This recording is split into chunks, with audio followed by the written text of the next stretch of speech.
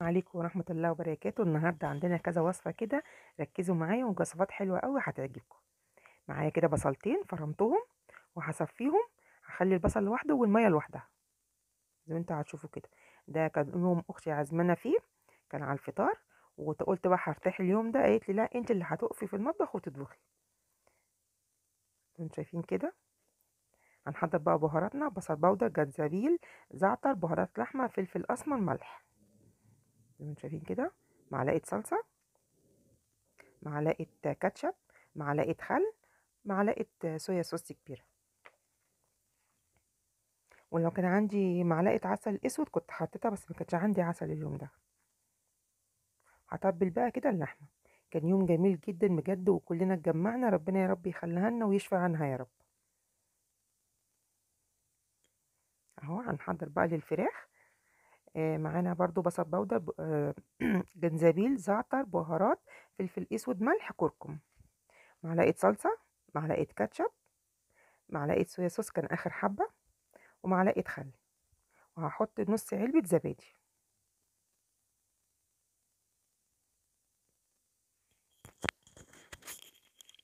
هدوب بقى كل ده كله كده مع بعضه.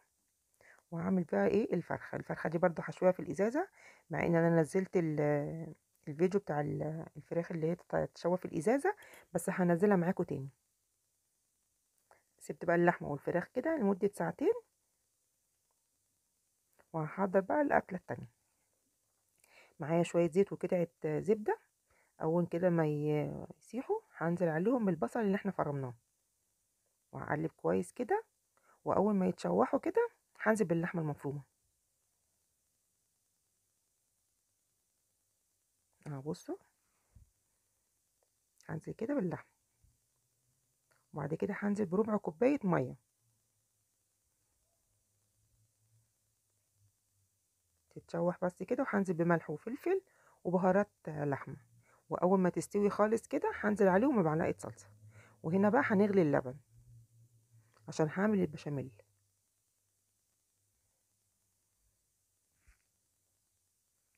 كان يوم حلو بجد يا جماعه لما كل الاخوات كده اتجمعنا مع بعض.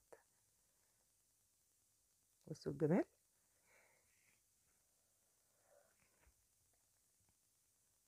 هنا بقى معانا الصينيه بتاعتنا والفرخه بتاعتنا. معانا بقى ازازه البيبسي اهي. بصوا بوريكم اللي هي فيها ميه، لازم تبنوها للاخر ميه. ونحط بقى الفرخه جواها كده زي ما انتم شايفين. والصينيه حاملاها ميه، واحط فيها ورق لورا وشويه من القرفه.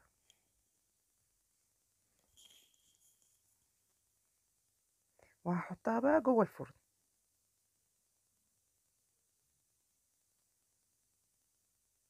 هنا بقى معايا ميه بتغلي، حطيت معلقه ملح وهسقط عليها المكرونه.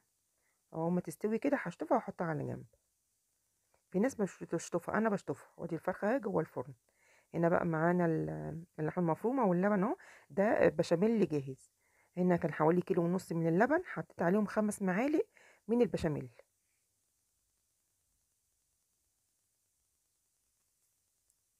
هقلب كويس كل ده على البارد. وبعد كده هولع بقى النار. بعد كده هنزل عليهم بملح وفلفل اسمر. هقرب هنا الحله هنا قريب عشان تشوفوا. زي ما انتم شايفين كده. هنزل بقى بمعلقتين كبار كده من قشطه اللبن. دي حاجات بقى بحطها في الفريزر دايما لما يكون عندي لبن اخد القشطه بتاعته. هنزل بقى ب3 مكعبات من الزبده وقطعه من الجبنه المثلث. هقلبهم كويس كده لحد ما اوصل للقوام اللي انا عاوزاه. بصوا الجمال. هنا بقى المكرونه بعد ما اتصفت حطيت عليها كبشتين كده. هقلبها كويس. وهحضر بقى الصينيه. هنا برضه احط كبشتين كده من البشاميل. وابدا احط نص المكرونه.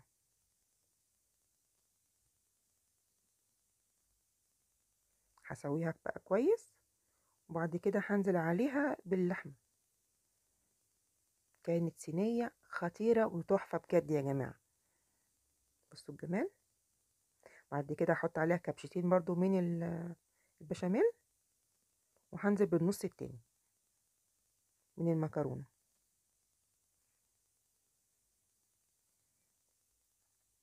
طبعا بتوع الدايت يجوا على جنب خالص كده. هنزل بقى كده فوق الوش البشاميل كله. وكان عندي معلقتين كبار برضو من القشطه هحطهم فوق الوش وهدخلها الفرن.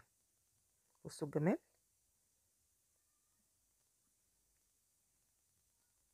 تحفه. هنا بقى بصوا الفرخه بتاعتنا استوت ازاي وبقت زي العسل. هنا بقى معايا الجريل، حطيت نص معلقه من الزيت ويا دوبك بس هدهن بيها كده الجريل، واول ما تسخن قوي هنزل عليهم باللحمه. اللحمه كانت فظيعه بجد يا جماعه، تحفه. التتبيله واللحمه كانت فظيعه بجد، اكنكم بجد شارينا من بره. والريحه كانت قلبه البيت بجد، يعني الجيران كانوا حابه كده ويجوا يفطروا عندنا. بصوا الجمال، بصوا، بصوا لونها عامل ازاي. تستوي بقى وهشيلها في الطبق، وكل ما اشيل في الطبق هغطيها عشان تفضل سخنه. وبعد ما اخلص خالص هعمل بقى شويه بصل وفلفل اشوحهم كده، وهنزل عليهم بطماطمايه وملح وفلفل اسمر، وهنزل عليهم بربع كوبايه ميه. البصل بس يستوي شويه. بصوا حاجات بسيطه. بصوا بقى الدخان، تحفه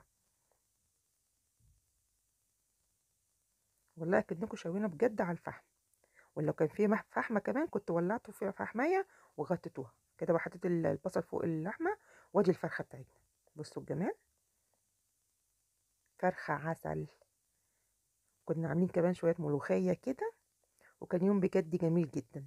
تسلم لنا اختنا وتعيش وتعزمنا يا رب. يا رب الوصفه تعجبكم. السلام عليكم ورحمه الله وبركاته.